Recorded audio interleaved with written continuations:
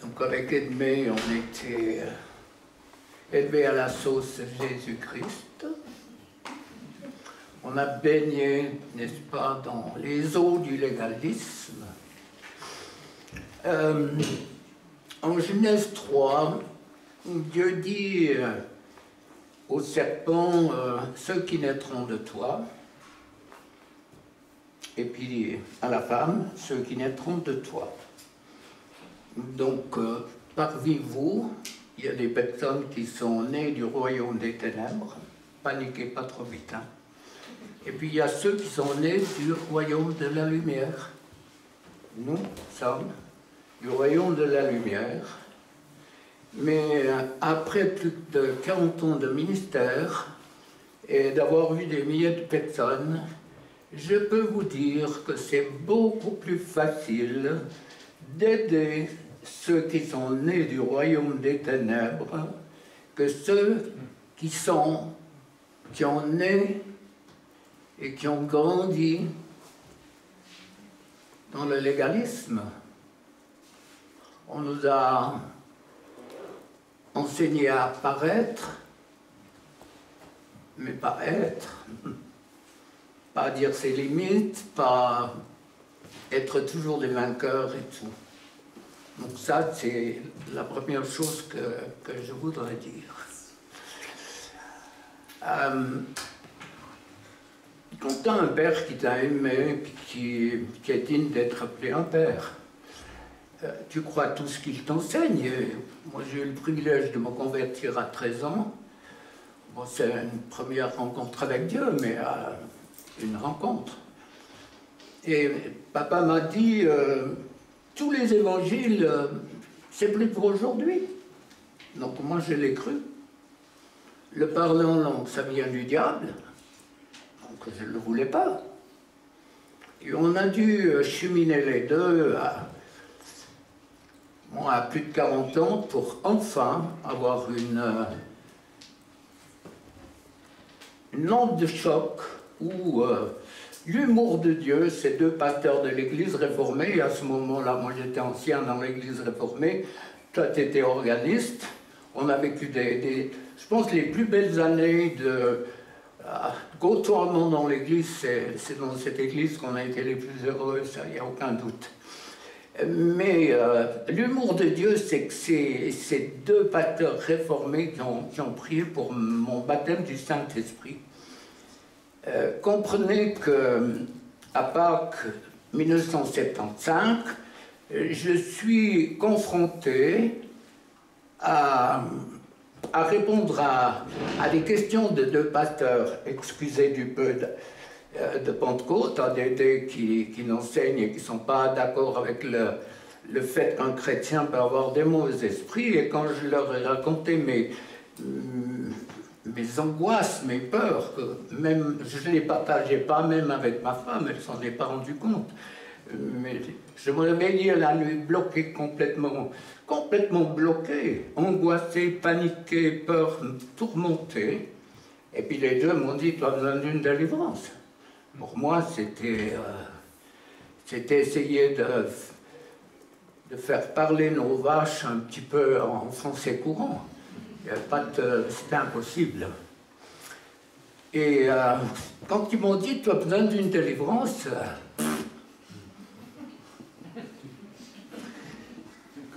les boutons de ma chemise pétaient parce que je me bombais le torse. Tu ne sais pas qui je suis, enfant de chrétien, on prie avec Edmé, voilà tant d'années, on lit la Bible, on est fidèle, on a un groupe. Il y avait une liste impressionnante à mes yeux et qui n'impressionnait pas Dieu. Donc, pourquoi je vous dis ça? Parce que j'ai été confronté à un choix. Et vous êtes ce soir confrontés à des choix. Dieu ne fait rien sans votre accord. J'ai entendu un prédicateur qui disait « En enfer, personne ne pourra reprocher à Dieu de l'avoir forcé de faire quelque chose. Nous sommes libres. Libres d'entrer dans ce que Dieu veut, libres de recevoir ou libres de continuer à souffrir. » Mais quand tu as découvert tous les remèdes, entre guillemets tous, hein, parce que c'est insondable, quand tu as découvert un certain nombre de pistes qui vont te mener à la victoire et faire de toi quelqu'un de victorieux, qui prendra des coups, qui va poser des questions, qui va même se plaindre auprès de Dieu et tout, et ça fait partie de la route, mais quelqu'un qui va apporter du fruit. C'est le but quand même, c'est ça. Alors, en de choc, on me dit, tu as besoin d'une délivrance. Donc pour moi, c'était, dans ma tête, c'était inconcevable. Inconcevable, c'était pas possible. Mon vécu, donc mes colocataires, esprits religieux, me prouvaient que j'avais pas besoin de délivrance. Et alors là, écoutez-moi bien, dans ma tête, il y avait deux voix. Il n'y avait pas un micron de différence de l'une à l'autre. Identique à 100%. Oui, tu as besoin de délivrance, tu as des angoisses, tu as ça. Non, tu n'as pas besoin de délivrance, tu es ancien, tu pries, tu as un groupe qui avait un, les deux. Et ça battait chez moi. Alors, tu parlais de fractions de seconde, je ne sais pas combien de temps ça a été. Pour moi, c'était ad aeternum. Mais je sais qu'à un moment, j'ai dit, les voix, vous vous taisez, j'irai. Donc, je suis allé, je ne dirais pas la fleur au fusil, mais je suis allé. L'image que je vous donne, c'est comme si on m'avait couché sur une roue, et puis qu'on m'avait attaché un cheval à mes 4 membres, et qu'on m'avait écartelé. Je me rappelle de ça, c'est la vision qui me reste, et des cris, des hurlés que j'ai poussés. Alors, je suis en train de vous foutre, entre guillemets, le trouillomètre à 0.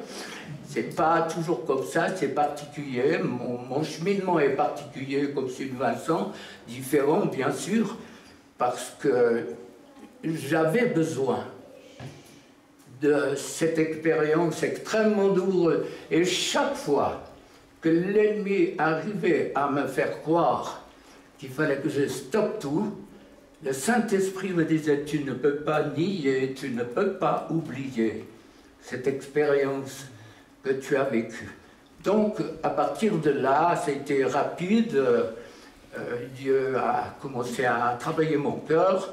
Je crois pouvoir dire que j'ai entendu sa voix, parce que, réalisant ce qui se passait, demandé à ma femme, j'ai décollé je ne sais pas combien de mois, l'astérix, où tu vois plus que les pieds, j'essayais désespérément de me retirer, il y avait les bretelles qui faisaient la différence, je restais pendant des mois entre décoller, je ne sais pas si j'exagère, mais tu devrais parler, tu avais en quelque sorte perdu ton mari qui voguait, qui découvrait quelque chose. Donc, voilà, c'est le départ, j'ai entendu là. J'ai commencé, je me rappelle, j'étais dans la ferme, donc on est agriculteur pour ceux, et je suis fier de l'être, j'aime bien le dire, mais pas qu'on le sente, mais...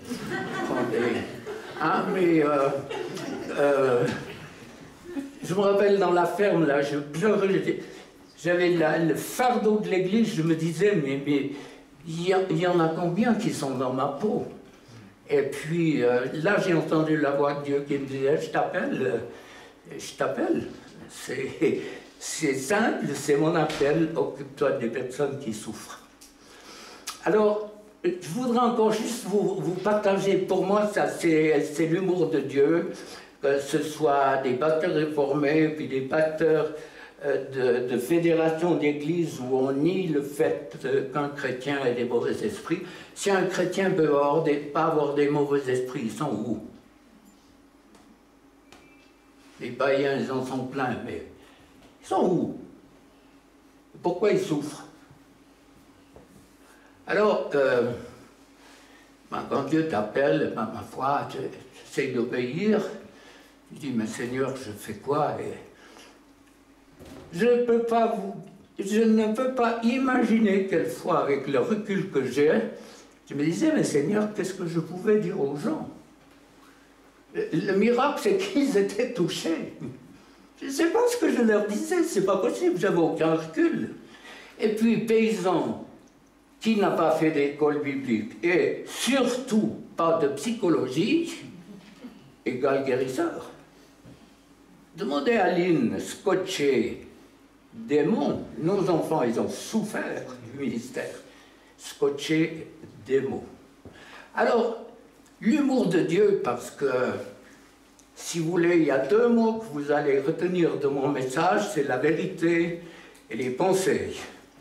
Et moi, je vous encourage à noter certaines choses. Ça peut paraître anodin dans votre Bible, parce que là, l'autre jour, il y a quelques semaines, je priais pour le Sud. Qu'est-ce que je vais partager depuis le temps que je nage dans ces eaux, il faut que je trouve quelque chose d'autre. J'ouvre ma Bible et puis je suis dans 3 Jean, le verset 4. Ambroise Goury, ça c'est un noir qu'on a découvert à Vichy. Noir alors vraiment ébène, et quand il rit, plus t'es noir, plus les rangs sont. C'est pas une question d'alcool, hein. Plus t'es noir, plus les dents sont blanches.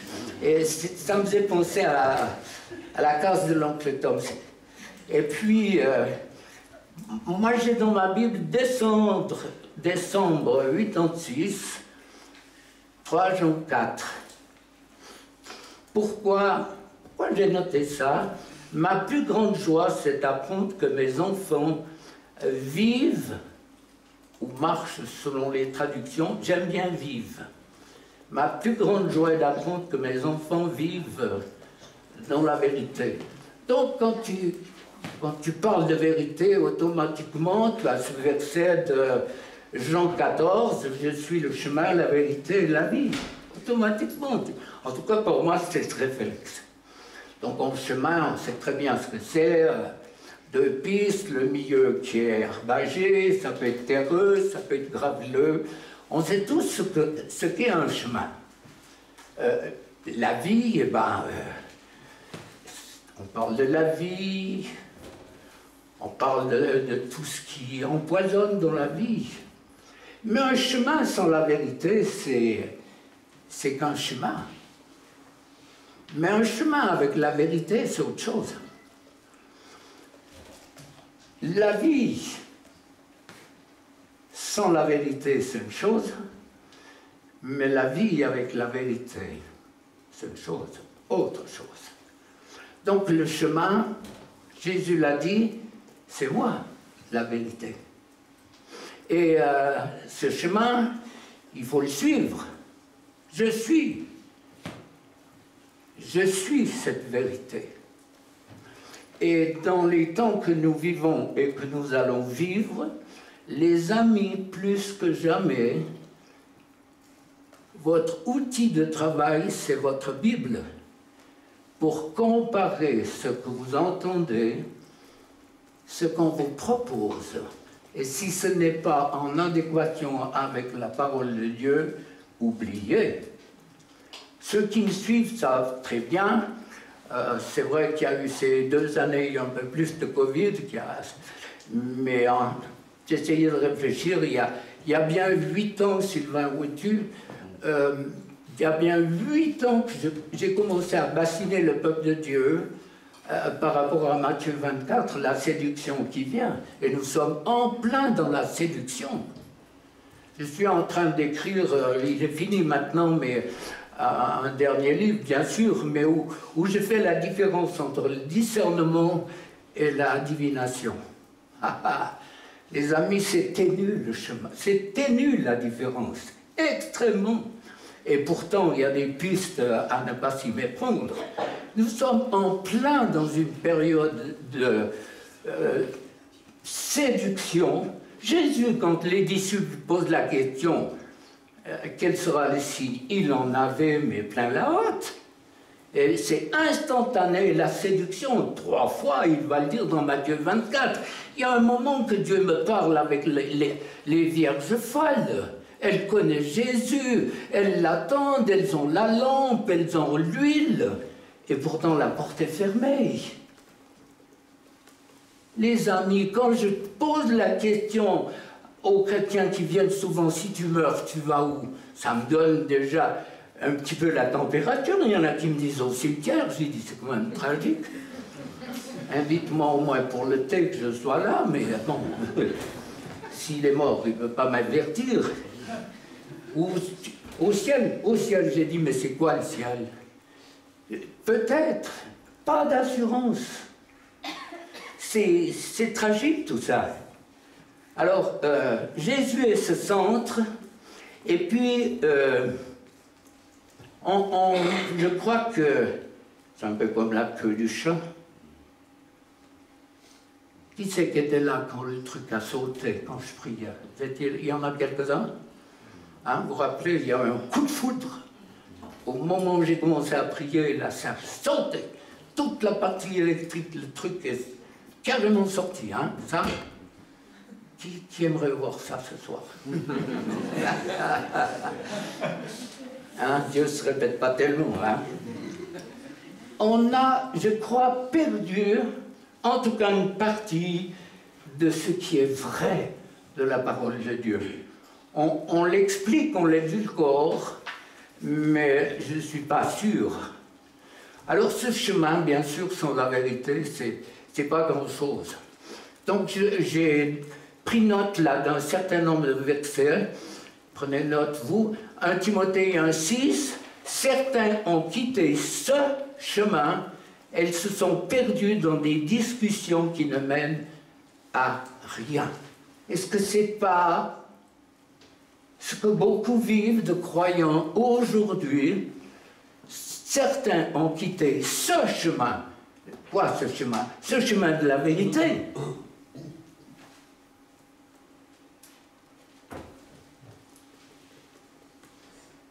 Et puis ils sont dans des discussions qui ne servent à rien du tout. Daniel, dans sa période où il s'humilie, alors s'il y en a un qui n'a pas besoin de s'humilier, c'est lui. Qu'est-ce qu'il dit? Dans Daniel 9,3, nous n'avons pas été attentifs à ta vérité. La vérité, c'est la parole de Dieu, c'est Jésus pour nous maintenant. Alors,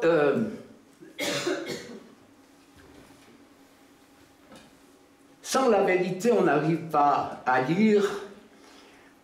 Tous ceux qui sont suisses, vous savez, quand on se promène en montagne, surtout en plaine aussi, ma femme a peur, hein.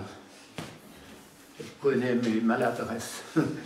Quand on marche, surtout en montagne, il y a tous ces indicateurs jaunes, hein, la flèche, l'indication, le nombre d'heures qu'il faut. Il y a des indications qui sont importantes. Mais moi, je crois qu'en enfant de Dieu, on devrait avoir certaines indications. Après la mort vient le jugement. Et moi, comme agriculteur, quand j'ai lu Matthieu 13, j'ai dit, Seigneur, tu connais mon cœur. Il n'y a pas un zeste d'orgueil en moi, mais je choisis de porter 100 grains. Quand on aura enlevé les prières de ma femme, de mes enfants, de mes petits-enfants, de tout le corps de Christ qui prie pour moi, j'ai dit, Seigneur, si chacun a un grain, il ne va pas m'en rester beaucoup, donc j'ai intérêt de choisir de porter du fruit. Ma vie, elle est axée sur la récompense de ce que je fais et de la place qui sera la mienne dans le royaume de Dieu. Ça n'a rien à voir avec les œuvres. Ce que je fais, j'obéis à la parole de Dieu. J'ai compris que pour un verre d'eau, il y a une récompense et ça m'a aidé à faire une séparation entre le monde. Ça ne veut pas dire que je me coupe, mais une séparation nette en sachant que ce que je fais, il y aura quelque chose dans le royaume de Dieu. Et moi, je vous encourage. Il y a plusieurs... Ça n'a rien à voir avec l'orgueil. La prière, il y a une femme un coup qui m'a dit, Monsieur Bigler, il y a plus de 40 ans que je prie pour vous. Je ne la connais pas, je ne sais pas qui elle est. Et bien, je me dis, ben, voilà, des personnes qui, dans l'ombre de leur chambre, vont recevoir une récompense extraordinaire. Donc, je vous ai dit de garder 2 mots, donc c'est la vérité.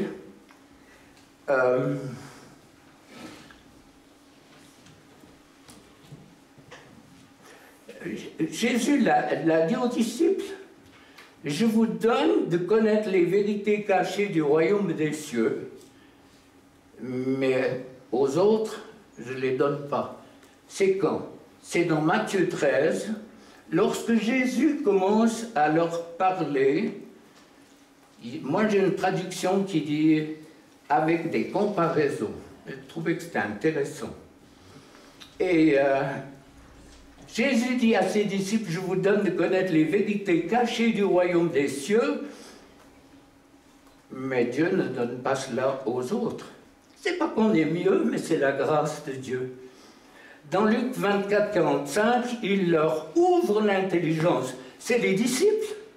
Luc 24, ils ont cheminé avec Jésus pour qu'ils comprennent les livres saints. Et le grec dit le désir de comprendre. Je trouve ça de nouveau extrêmement intéressant. Le désir de comprendre. Ouvrir l'intelligence d'un croyant, c'est quoi? Est-ce qu'on est borné? Est-ce qu'on est des tordus? Est-ce qu'on est des navets? Hein? On est en français courant. Aveugle, mais pas aveuglé. Aveugle peut-être. Paul, il a des sortes d'écailles, en grec des croûtes dans Actes 9, 18, qui vont sortir de ses yeux. Des croûtes. Et moi, en préparant tout ça, en priant, je me disais, mais on en a des croûtes. On est des encroutés. C'est une expression. Moi souvent, j'ai entendu ça. On est des encroutés. On n'aime pas trop qu'on nous dise ça, hein?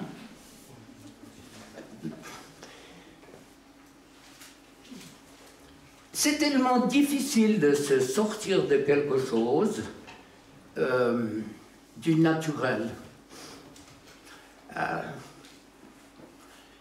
Notre deuxième fils qui présidait le culte à Chalon un coup, Lynn me disait, oh, j'ai vu qu'il allait lâcher un gag, ça se plissait autour de sa bouche. Et puis il leur a dit, depuis que je vous vois, vous êtes comme mes vaches, vous allez, quand on les sort, on les rentre, elles vont toujours à la même place. Les habitudes, hein. Est-ce qu'il n'y a pas quelque chose? Paul, il va retrouver la vie.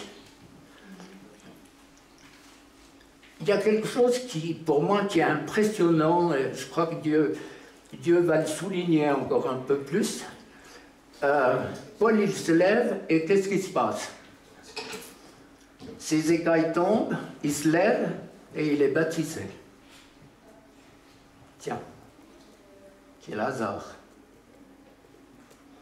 Et puis ensuite, il mange et il prend des forces. Il y a 3 jours qu'il n'a ni mangé ni bu. Il y a une chronologie dans notre marche pour recevoir la puissance et l'autorité. Le baptême d'eau par immersion, qui est une obéissance.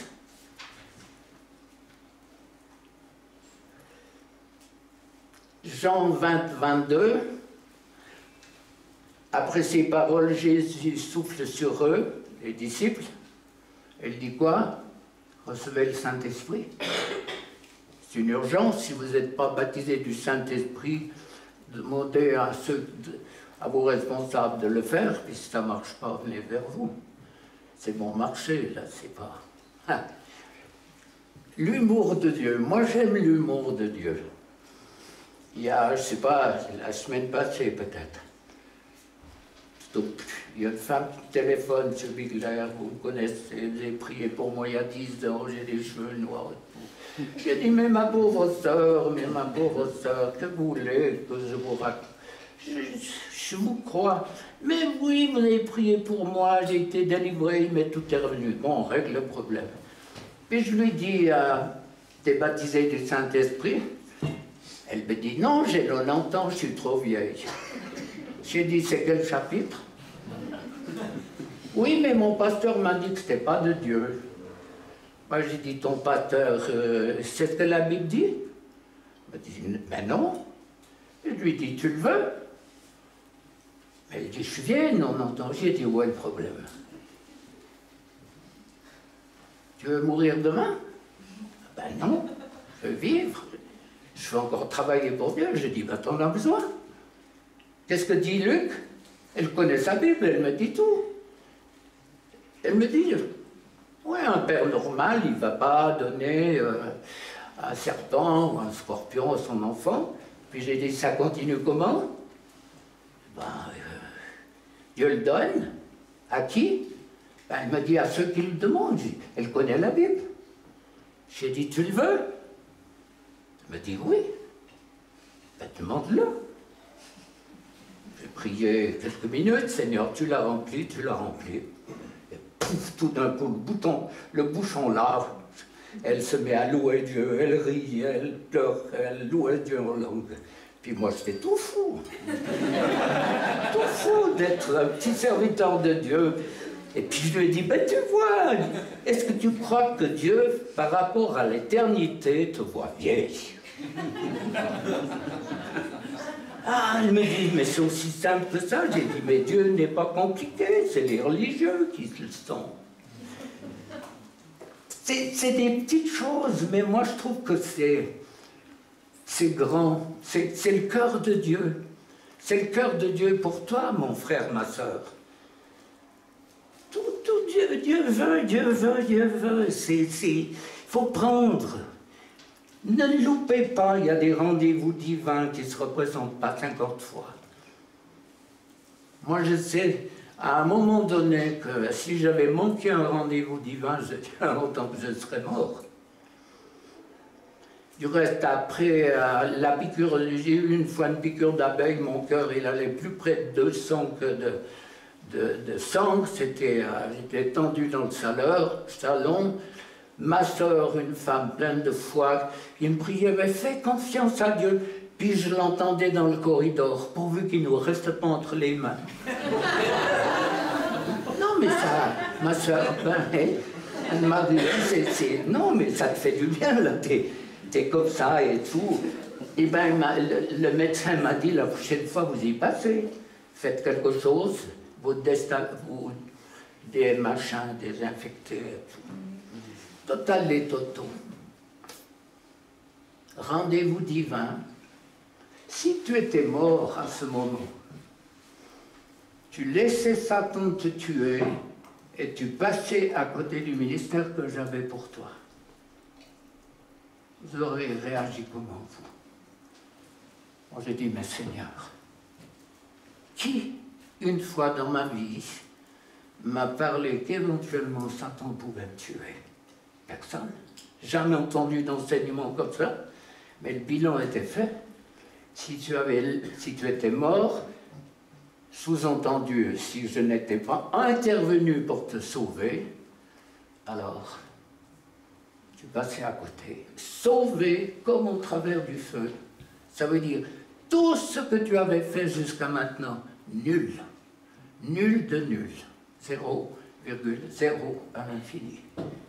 Eh bien, quand tu fais le bilan, il ne reste pas beaucoup. Alors, c'est pour ça que ça m'a enflammé pour toujours plus m'engager pour le peuple de Dieu.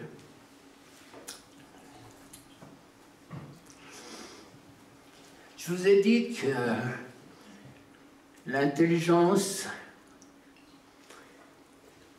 a une importance, un impact insoupçonné sur l'état de l'Église. Je vous donne quelques versets parmi d'autres. Jésus parla à ses disciples dans Matthieu 15, 16. Qu'est-ce qu'il leur dit? Vous êtes encore sans intelligence. On aimerait bien savoir comment ils ont réagi. Hein. Dans Romains 7, 23, au fond de moi-même, la loi de Dieu me plaît. C'est Paul, hein. Mais je trouve dans mon cœur une autre loi. Elle lutte contre la loi avec laquelle mon intelligence est en accord. Romains 1, 21, leur cœur, sans intelligence, a été plongé dans les ténèbres. Daniel 12, 10, ceux qui auront de l'intelligence comprendront. Donc, vous voyez le rôle de l'intelligence selon le cœur de Dieu et comment il perçoit les choses. Et du reste, Paul l'avait compris hein, dans Éphésiens 4, 23, l'urgence d'être renouvelé dans l'esprit de votre intelligence.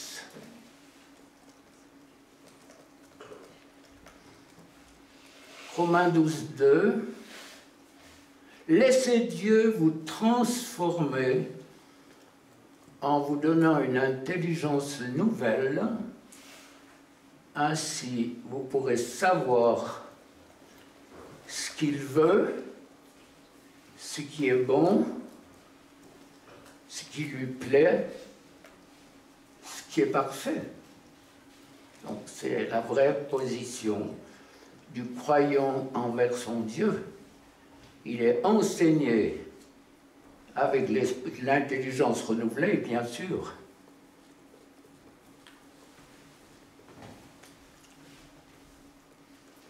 Un message qui est donné avec l'intelligence ou le Saint-Esprit, c'est deux messages différents. Vincent a dit hier que le prophète transforme l'atmosphère. Vincent est là pour me reprendre. Je parle d'églises d'Espagne, d'églises du Mexique. Ces deux églises qui ont certainement moins été matraquées par les esprits religieux, mais par l'idolâtrie, par les œuvres. Ces églises sont beaucoup plus réceptives à l'Évangile, tu es d'accord, hein? Beaucoup plus réceptives que nous le voyons en Suisse ou en Europe. On voit les miracles, tu rentres et puis tu vois les miracles, les gens qui lisent ton livre, les gens qui écoutent tes messages, qui sont guéris, libérés, et puis c'est pas n'importe quoi, des gens qui sortent des chaises roulantes, des miracles. Puis tu reviens, puis tu aimerais partager ce même évangile, et il ne passe pas. Parce que, je crois que je vais vous donner une réponse, vous en ferez ce que vous voudrez. Moi, je vous dis, je reviens tout à l'heure sur ce que j'ai commencé. Hein. Il y a une différence entre un message qui est donné sous l'onction du Saint-Esprit ou un message qui est donné par l'intelligence. C'est deux messages qui sont complètement différents. Alors, Pentecôte, ils ont le cœur vivement touché. Ce n'est pas les émotions. T'as des tas maintenant, c'est chauffe-Marcel, le truc, on répète 50 fois jusqu'à ce que les gens soient dans l'hystérie. Et puis le lundi, ils sont à les pâquerettes. C'est comme ce gars qui avait... il me téléphonait pour un rendez-vous, je ne me rappelle pas pourquoi je l'ai pris, mais dans la discussion, il me dit, j'ai fait une thérapie, j'ai été délivré de l'esprit de colère. Bon, moi, ça m'intéresse toujours, il y a peut-être une nouvelle manière. Il me dit, maintenant, quand je me mets en colère, je ne culpabilise plus. J'ai dit, Bigler, ta manière de faire est quand même bien meilleure.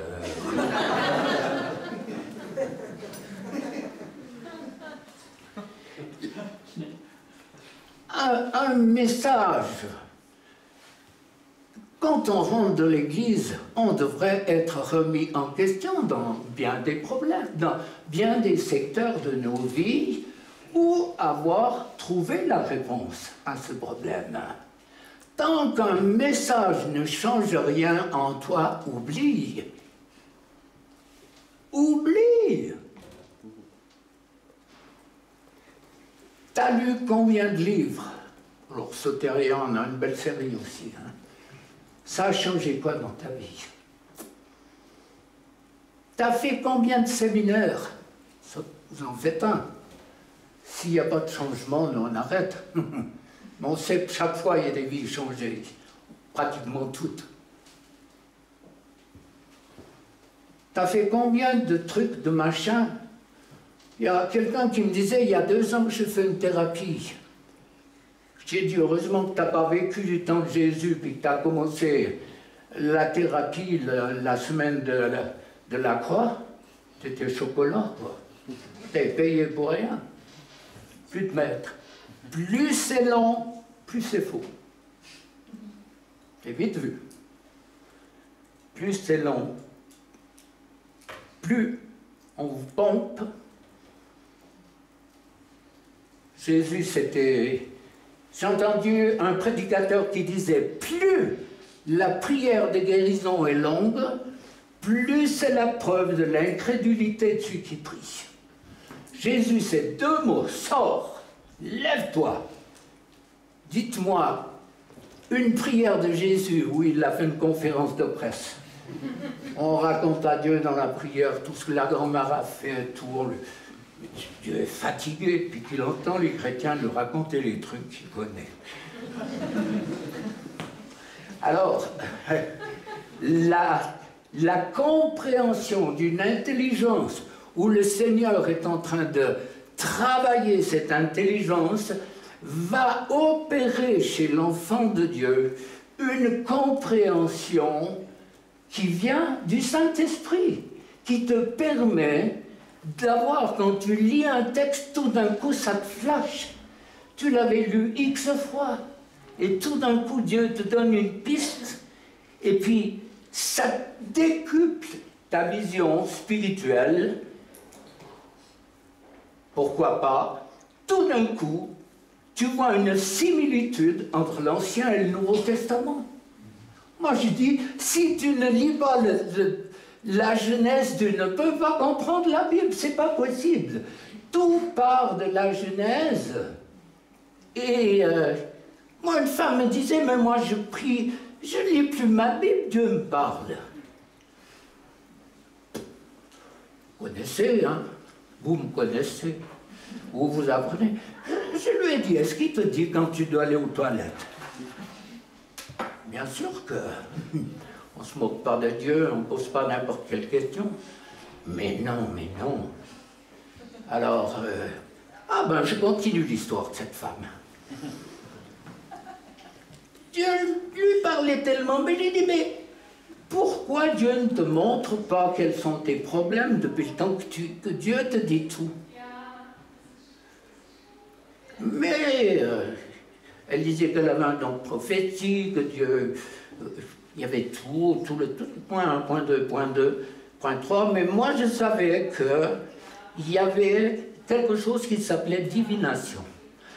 Donc j'attendais le moment favorable pour dire à cette femme qu'il y avait de la divination, parce que j'ai dit, tu vas te faire lyncher. Et puis, fraction de seconde, là, je l'écoutais, fraction de seconde.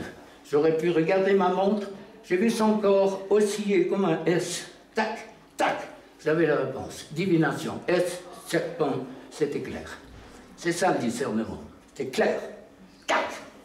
J'ai dit, ma soeur, c'est de la divination que tu as. Pouh, la bombe. Mais les coups, elle était pleine après. Hein. Le bénitier était plein. Elle m'a dit, maintenant, je comprends. J'accepte, je reçois. Je comprends la source de mes nombreux problèmes. Alors, ben voilà, c'est un petit peu ça la marche avec Dieu, mais on n'est pas à l'épicentre de ce que je vais vous dire. Qu'est-ce que je vais vous dire encore? C'est le principal. J'ai pris des notes hein, pour ne pas me tromper. L'intelligence, je répète, a un impact insoupçonné sur l'état de l'Église actuelle. Pourquoi? 1 Corinthiens 22, les Grecs cherchent la sagesse. Et moi je pense que c'est la racine qui nous préoccupe tous. Pourquoi? Parce que les esprits religieux ont utilisé, ont récupéré la vérité pour expliquer et édulcorer la parole de Dieu. Les esprits religieux ont envahi l'intelligence. Et il y a bien autre chose avec. Qu'est-ce qu'il y a encore? Ils l'utilisent, la contrôlent par la psychologie humaine, par l'humanisme.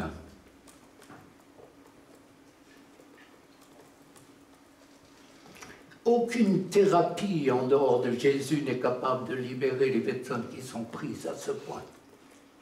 Je sais de quoi je parle. J'ai vu des milliers de personnes et je sais. J'ai cherché, j'ai crié à Dieu, j'ai dit Seigneur, il y a une piste que je dois comprendre. Donnez-moi un exemple où Jésus fustige un pécheur dans la parole de Dieu. La femme adultère, prise en flagrant délit. Ma compréhension, c'est qu'il faut un homme. Ou bien. Mais il est où l'homme? Pourquoi c'est que la femme qui prend les coups, qui va mourir? Pourquoi? Parce qu'il était dans ce qu'il accusait. Il n'y a aucun doute. Pas besoin de se creuser la tête. Il était parmi ceux qui voulaient lancer les pierres. Et Jésus dit, quoi? Allez-y. Ils se sont tous barrés parce qu'ils savaient qu'ils allaient passer à la trappe. Jésus allait leur dire tout ce qu'ils avaient fait. La Samaritaine. Jésus vient de recevoir les pires insultes qu'il peut recevoir. Hein? On lui vient de lui dire qu'il chasse des esprits par Béelzébul. Et là, il se barre. Je suis d'accord. Il part, il traverse la Samarie alors que c'est pas là, par là qu'il devait passer. Il voit cette femme. Qu'est-ce qu'il lui dit? Ah, faut pas t'étonner, tu te rends compte, le mari que tu as, c'est pas ton mari, t'en as eu 5 avant, t'es une prostituée.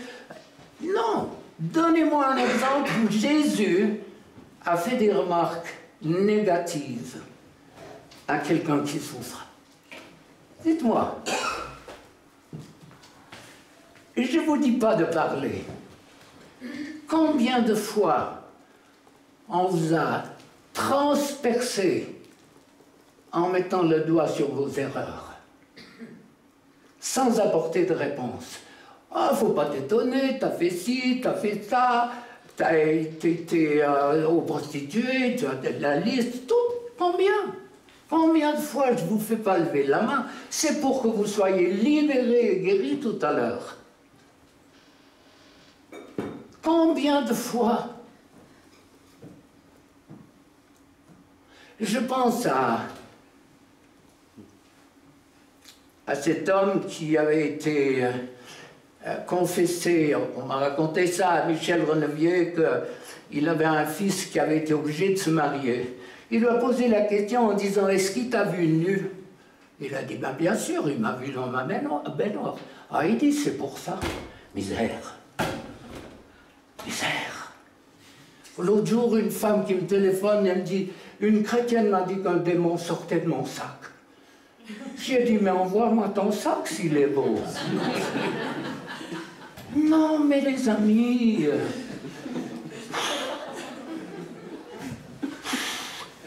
Qu'est-ce qu'on vous a dit qui vous a détruit? Moi, je sens le cœur de Dieu qui bat pour vous. Où on vous a refusé, bien sûr qu'on a fait des erreurs, bien sûr qu'on a fait des mauvais choix, qu'ils soient matrimoniaux, à n'importe quel niveau, financier, tout, on a tous fait des erreurs. Et si vous n'en avez pas fait les jeunes, attendez, vous allez en faire. C'est pas une malédiction, c'est un petit truc comme ça. Combien de fois Jésus a fustigé un pécheur? Jamais. Mais il a détruit les pharisiens. Race de vipères, sépulcre blanchi. Mais il les a dans le temple. Il y a 5 portiques. Mes amis théologiens me disent qu'il y avait des milliers de malades, de personnes qui étaient là. Moi, je vois les pommettes de Jésus bien colorées. Je le vois avec un fouet chasser ces milliers de personnes. Nettoie le temple, signe de la délivrance que Dieu va opérer dans vos vies. Moi, j'entends le cœur de Dieu qui crie « Mon peuple, arrête de souffrir !» Tu as l'opportunité ce soir d'avoir une vie nouvelle. Donc ces esprits religieux qui travaillent au travers de l'intelligence édulcorent, et vous allez voir de plus en plus les dérèglements. Quand expliquez-moi que des chrétiens qui ont loué Dieu, adoré, tout d'un coup ils se divisent à cause d'une seringue. Moi, j'ai entendu 30% des couples qui ont eu des difficultés, même avec les chrétiens, qui se sont séparés à cause d'une seringue. Chacun est libre. La colère dans les familles, dans les églises divisées. Mais il y a qui derrière?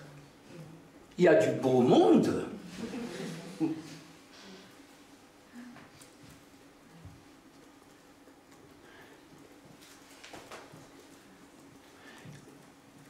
Quand l'intelligence est dominée par les ténèbres, il n'y a plus que le Seigneur qui peut faire son travail.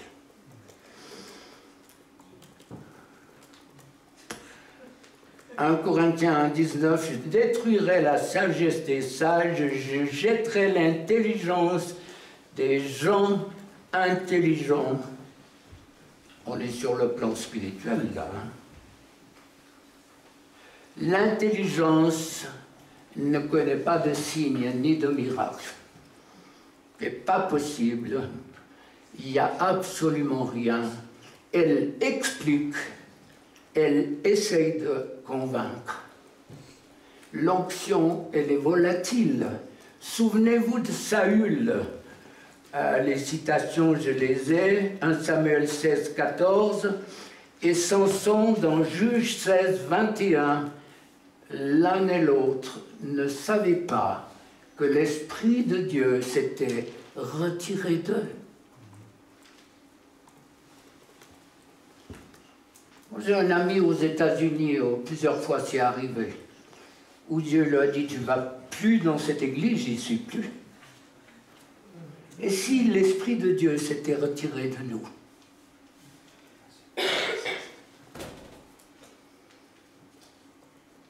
Par rapport à certaines choses qu'on fait, on a dit, Dieu est saint.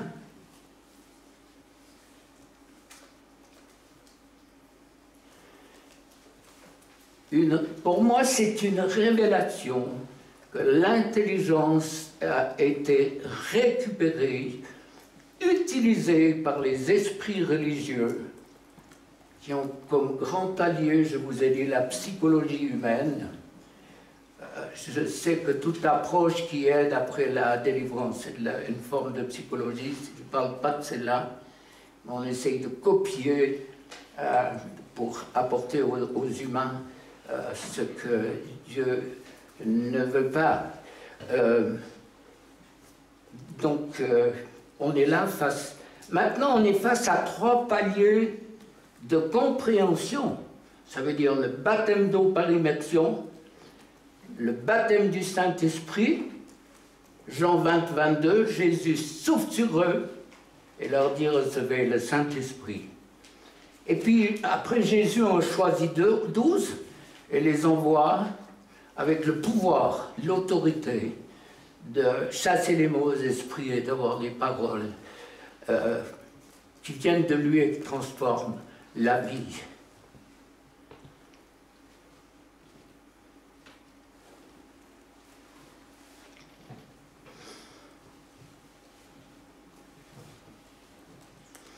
Pour moi, la réponse, elle est simple. Il y a un moment que je me bagarre avec mon Dieu, j'ai vu des milliers de personnes, je sais assez comment ça fonctionne. Bien sûr qu'on peut me rouler dans la farine, mais je vous donne un exemple. Il y a 2 jours, je crois, on n'est plus, je ne sais plus quoi, on est hors du temps, on est quoi, dimanche. Vendredi matin, je priais pour une fille, non, jeudi, je priais pour une fille. Puis je lui dis, mais il se passe quoi? Elle me dit, je pleure. Qu'est-ce que tu lui dis? Je lui ai dit, mais c'est de l'apitoiement, ma soeur. Elle m'a dit, ben oui, vous avez raison, c'est ça. J'ai dit, ben je chasse l'esprit d'apitoiement, puis après on va plus loin. Mais quand j'ai téléphoné à sa mère le jour d'après, elle m'a dit, j'ai une autre fille.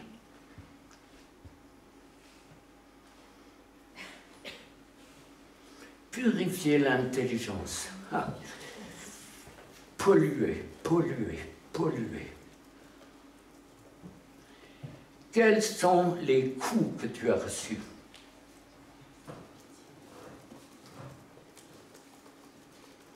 C'est dans la mesure où tu peux les quantifier, les mettre là. Je vous lis encore juste un truc.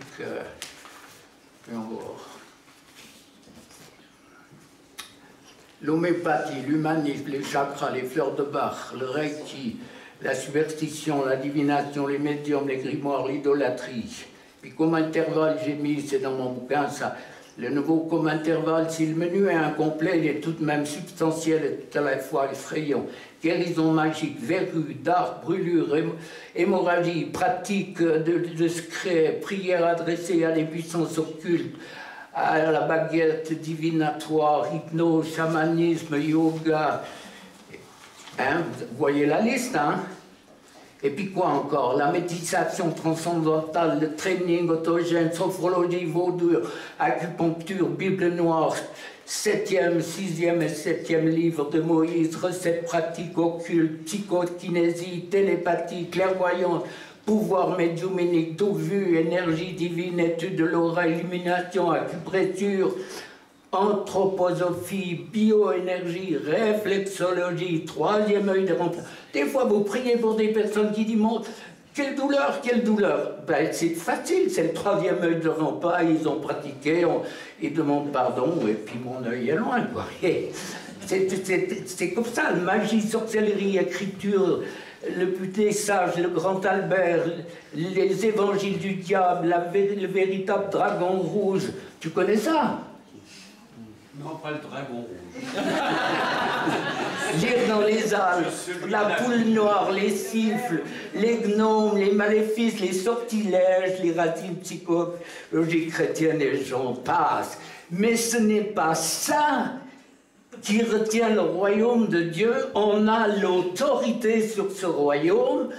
C'est pas lui qui freine le royaume de Dieu dans nos vies, c'est les esprits religieux qui travaillent dans notre intelligence et qui utilisent cette intelligence, nos pensées, pour nous matraquer. Les problèmes s'acceptent ou se gère dans les conseils. Toujours les pensées négatives. Tu n'y arriveras pas, tu peux pas, ça reviendra et tout, on connaît le disque. Mais les amis, c'est le temps de... Le temps de quoi? Ben de faire partir vos colocataires. Qui vous pompent. Question, pas de question. Vincent, question. Témoignage de Vincent. De ton petit-fils et puis d'Ephraïm aussi, puisque madame n'est pas là. Notre assemblée était, comment dirais-je, sur le qui-vive. Et donc, il a prêché, je pense que tu n'as pas changé dans ton style. Yaël, notre fille, venait d'accoucher, donc Misaël va avoir 19 ans. Et il dit, ben, écoutez, on va faire une prière de délivrance. Tout le monde regardait avec le regard du merlan frit dans sa poêle, ce regard un petit peu atone. Et puis il dit, ben, puis je vous invite à participer, souffler, etc. Donc il a prié, puis il y avait un silence absolu. Les gens soufflaient dans leurs pensées. Donc, ils étaient absolument impassibles. Puis à la deuxième fois où tu as prié, la personne qui a toussé, mais alors, comme le silence était absolu, au fond de la salle, on a entendu Misaël qui avait 3 mois, qui a fait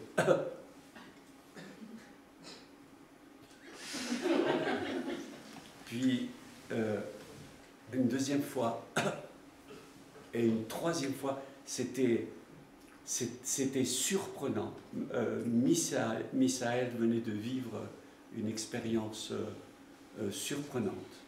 Ces 3 toussottements, juste au moment où tu as prié, a indiqué simplement il se passait quelque chose. Mais le deuxième exemple est beaucoup plus, comment dirais-je, flagrant. Mais physiquement, il avait un problème. Là. Oui, il avait un problème.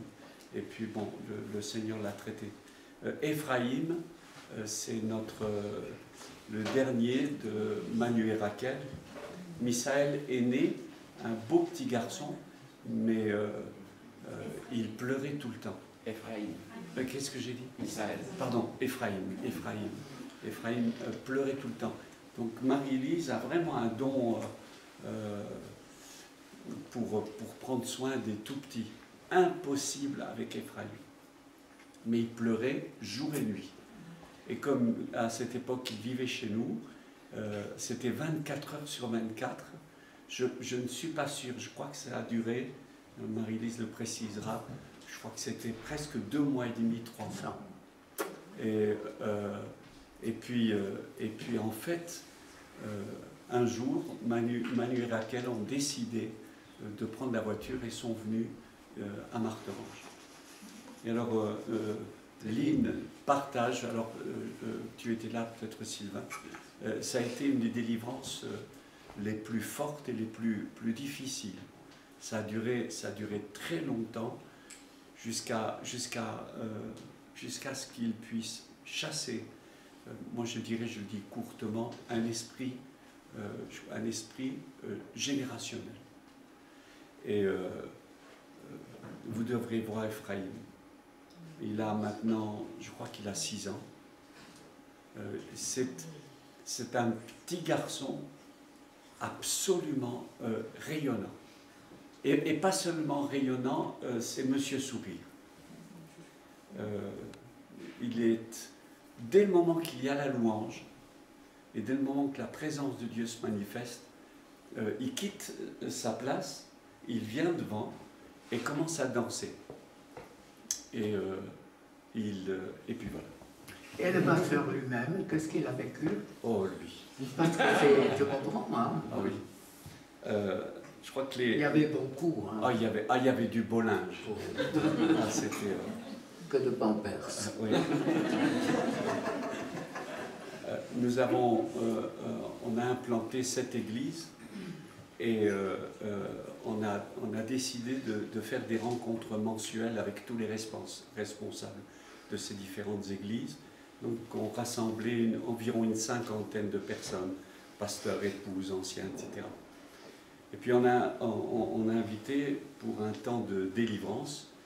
Et puis personne ne s'attendait à ce qui allait se passer, puisque c'était ni notre pain quotidien, ni notre culture d'église. Et donc la première fois où il y a eu une prière de délivrance, j'ai vu toute notre docte assemblée se retrouver par terre. Certains étaient sous les chaises avec des manifestations surprenantes. Et moi, ce que j'ai vécu à ce moment-là, j'ai eu comme un coup d'aiguille qui m'a traversé. Alors moi, j'ai pensé, c'est peut-être parce que je suis un lecteur assidu, mais ce n'était pas ça. Tout au début de ma conversion, un médecin, je ne le savais pas, et puis bon, je ne connaissais pas toutes ces choses-là, mais le gars est venu et dit, ben écoute, je vais traiter, et en quelques secondes, il m'avait planté des aiguilles. J'ai dit, mais qu'est-ce que vous faites là? Et il ne m'avait même pas demandé l'autorisation, il m'avait aiguillé, mais de manière... Et puis bon, ça c'était une des nombreuses délivrances que... C'est l'expression t'es piqué. Exactement. La dernière délivrance que j'ai vécue, c'est la semaine dernière, pendant que j'étais en train de prêcher. Je prêchais dans les 3 cultes, et c'était au premier culte, et ça a eu lieu pendant la louange. Pendant la louange, je sais maintenant comment ça se passe pour moi. C'est quand je me sens libre, détendu, et que j'adore le Seigneur et que tout est ouvert. Donc il y a du passage. Et c'est là où le Seigneur a fait une délivrance. J'étais secoué. Alors, il y a quelqu'un j'ai dit, mais qu'est-ce que j'ai pu avaler en chemin? J'ai essayé de réfléchir et je parlais avec Ephraïm. Ephraïm m'a dit, tu sais, ici au Mexique, la puissance de l'air est vraiment féroce. Donc on doit être attentif. C'est ça. Donc c'est encourageant, tout le monde était sous les... Donc, ah oui, après c'était bon. Hein. Tout le monde était sous les chaises. Dans la première prédication, quel encouragement. Dans la première prédication, enfin juste avant la prédication, juste avant de monter, moi j'étais KO sur ma chaise. Puis ma femme s'est tournée vers moi, elle m'a dit, t'es mort? J'ai dit non, oui, pas encore. Alors, dans les réunions qu'on fait, bien sûr, Soteria, c'est bien sûr quand tu es teinté de délivrance, mais tout le monde ne sait pas. Un mauvais esprit, souvent on pense à des films qu'on a vus, on a vu des catholiques faire un exorcisme, et puis on a une mauvaise image de ce que sont les mauvais esprits. Donc si ton sale caractère est quelqu'un, tu as intérêt de le faire partir. Si tes angoisses, c'est quelqu'un, je pose la question, pour moi c'est sûr, hein, il n'y a aucune... Moi, quand je prie pour les personnes au téléphone, c'est très très rapide, je ne sais pas ce qui se passe des temps, mais en quelques minutes, les problèmes sont réglés. Donc, téléphonez pas, hein, j'en ai assez. Mais je ne discute pas 50 minutes, j'explique juste les choses en disant tout ce qui est en toi. Alors, bien sûr, il y a bien d'autres choses, mais l'angoisse, les peurs, les paniques, l'insomnie, la colère, la violence, c'est quelque chose de spirituel. Donc, on les attaque de plein fouet. Acceptez ça, ma fille... il y a des milliers de personnes qui se sont trouvées face à cette question. Donc, votre décision elle a une importance qui est importante. Dieu ne fera rien du tout si vous n'êtes pas d'accord, les mauvais esprits vont s'appuyer sur votre décision. Alors, s'il n'y a pas de délivrance, ce n'est pas automatiquement parce que vous n'avez pas participé. Donc, moi, j'anticipe un peu pour vous soulager, vous dégager. Mais si vous voulez plus votre colère, votre violence, vos craintes, vos peurs, elles vont partir. Donc c'est quelqu'un, moi je vais m'adresser à ces puissances. Si elles sont là, elles partent. Et puis c'est simple, donc participer. Participer, ça veut dire quoi? Donc un mauvais esprit, c'est une personne qui n'a pas de corps. Donc c'est impalpable, donc il y a pris sur des sorciers, des médiums, il y a, j'imagine, des milliers de mauvais esprits. Ça part, ça part. Je n'ai pas une calculatrice pour savoir, mais ça ne m'impressionne pas du tout. Je sais qui est Dieu, je sais qui est Jésus, je sais qui est la puissance du sang de Jésus. Je sais que l'ennemi doit partir. Toute cette liste, elle n'est pas exhaustive, il y a encore beaucoup plus. Il n'y a rien du monde des ténèbres qui peut stopper Dieu, mais les esprits religieux, c'est eux qui vont vous stopper dans vos choix. Et c'est terrible, ces esprits religieux. C'est eux qui ont crucifié Jésus. Ben, on sait que c'est les Romains. C'est eux qui ont tué Étienne, c'est eux qui lapidaient, c'est eux qui ont continuellement fait des ravages terribles. Donc, c'est les mêmes puissances qui agissent en vous. Alors, le meilleur moyen de... Si tu as un moustique, ben, tu l'enlèves, c'était normal. Si tu as... Ben bon, je vais arrêter de donner des exemples, il faut prier, mais ces esprits, le meilleur moyen, esprit en grec et en hébreu, c'est souffle. Donc, souffler, et puis... on a une vache qui devait aller à une exposition, elle avait un caractère épouvantable, comme certains chrétiens. La fin, bon... et puis j'ai prié pour elle, elle a soufflé 4 fois. Moi, j'étais en manque de choc. Là, moi, je n'ai jamais vu ça. 4 fois, elle a soufflé, j'ai été à l'exposition. Donc, Dieu est bon pour aider son peuple en donnant des exemples. Donc, le fait de souffler et de tousser, c'est un acte de volonté. Ces esprits s'accrochent à nos organes. Pourquoi ? Parce que quand ils sont dehors du corps humain, ils sont tourmentés par d'autres esprits plus cruels, et c'est la raison pour laquelle ils ne veulent pas lâcher. Donc, n'ayez crainte que s'ils partent, il y en a 7 plus méchants qui vont venir. C'est la pure des bêtises qu'on puisse enseigner. Ça a un à voir avec la délivrance. Alors, voilà, moi je vous dis tout simplement ce que... Il n'y a pas d'offrande, donc c'est gratuite. Une simple prière, puis votre vie, elle change. Il y en a beaucoup qui pourraient témoigner, là. Donc, ça sera jusqu'à la fin de votre vie. Vous peut-être paniquer, mais moi je vous dis que si Dieu vous montrait tout ce qui ne va pas dans votre vie, vous pétez les plombs. Hein.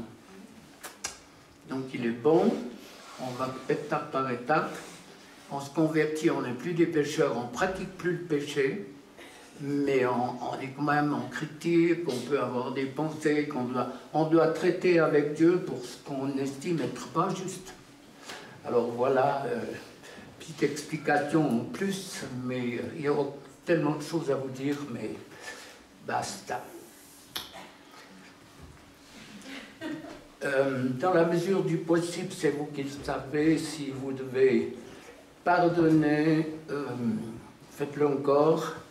Si c'est trop dur de pardonner, vous n'apprenez rien à Dieu. Il sait très bien pourquoi vous ne pouvez pas pardonner, ce qui n'est pas grave. Hein. Mais votre simple attitude, c'est de dire, Seigneur, c'est trop dur, ce qu'on m'a fait subir, beaucoup trop, je ne peux pas. Mais dites-lui, si toi tu m'aides, alors je sais que je pourrais le faire. Je crois que c'est dans votre cœur. Hein. Dieu ne met jamais quelqu'un, dans le ministère que j'exerce, Dieu n'a jamais mis quelqu'un pointé pour dire quelque chose, pour le blesser. Jésus, merci pour cette œuvre incomprenable. Une œuvre que personne n'a pu copier, unique. quand je pense que tu étais dans la gloire depuis l'éternité, tu as choisi d'être un homme, quitter la gloire, au-delà de ce que mon intelligence est capable de comprendre, je choisis de faire un pas de plus pour m'ouvrir, saisir cet acte unique d'accepter d'être un homme alors que tu savais que tu serais rejeté, souffleté, battu, maudit, méprisé. Et tu as accepté pour que je sois pardonné, justifié, sanctifié d'une manière imméritée par grâce. Jésus, on ne te dira jamais assez merci. Que ce ne soit pas de l'ardite, mais que ça vienne du fond de notre cœur, de nos tripes.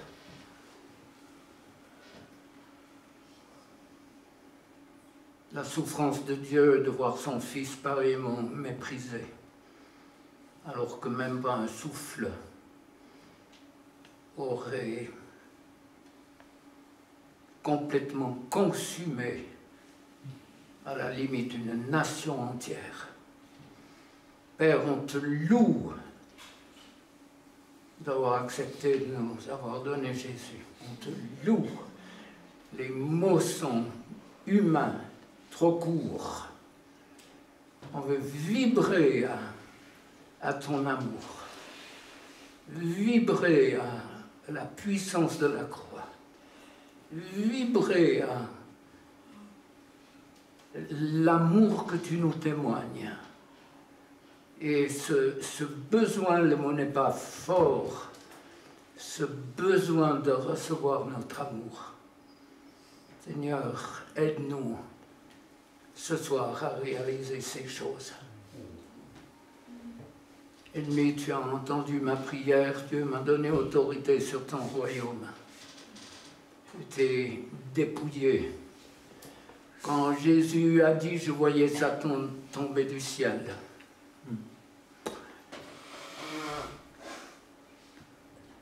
Quand Jésus a dit à la croix avant de mourir, c'est accompli.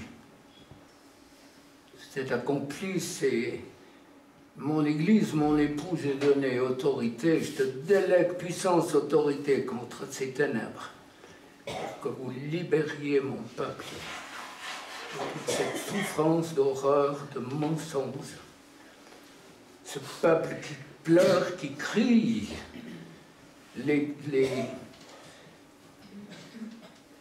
les grands prophètes parlaient d'un peuple nombreux de brebis sans berger.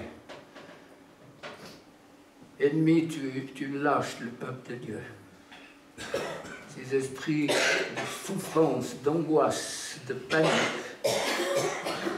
vous sortez maintenant au nom de Jésus. Je vous chasse avec autorité.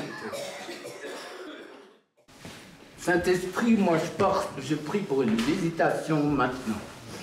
Une visitation puissante du Saint-Esprit. Prends toute la place, esprit de joie, de reconnaissance, d'adoration qui touche ton peuple. Saint-Esprit, souffle avec puissance, transforme les vies partout où il y avait les peurs, partout c'était sombre, c'était angoissé, paniqué. Saint-Esprit, amène la lumière, amène la force, amène la joie. Seigneur, qu'il y ait des vies nouvelles, transformées, des exemples, des personnes que tu vas pouvoir utiliser. Alors encore une dernière prière, là, toussez bien, quelques minutes. Tous squatters qui restent encore, quels que soient vos droits, je les chasse. Sortez maintenant, au nom de Jésus. Tout ce qui tourmente doit partir. Dans le nom de Jésus. Aucun esprit ne peut résister à la puissance du nom de Jésus. Merci Jésus. Merci Jésus. Merci, on t'élève Jésus. Glorifié au travers du travail que tu fais pour tes enfants et libérant de toutes ces chaînes la culpabilité. C'est extrêmement fort dans mon cœur. Ça veut dire que beaucoup sont culpabilisés, accusés ici. Quand Dieu fait ça, je sais qu'il va toucher les vies. Merci, libère Seigneur. Que chacun devienne vraiment l'enfant que tu veux. Ta fille, ton fils, ton enfant, pour une vie de victoire. Merci Seigneur. Merci Jésus. Amen. Amen. Tout ça.